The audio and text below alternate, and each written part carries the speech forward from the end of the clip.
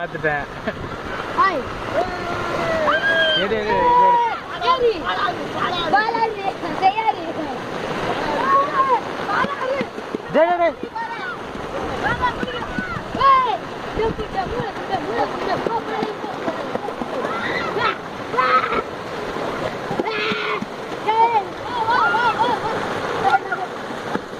தமிழகத்தில் மீண்டும் தண்ணீர் பஞ்சம் இருக்காது.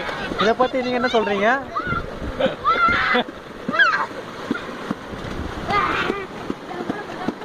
ஏரிக்கு போற நேரத்துக்கு தான் நினைனாலும் நினைக்கிறேன். அதனால தான் இப்போ நஞ்சிட்டேன். மூத்த தூக்கி அப்படியே படுக்க போட்டுருக்கேன். மாடு ஓட்டியா நாங்கள் எங்கே இருக்கிறோம்?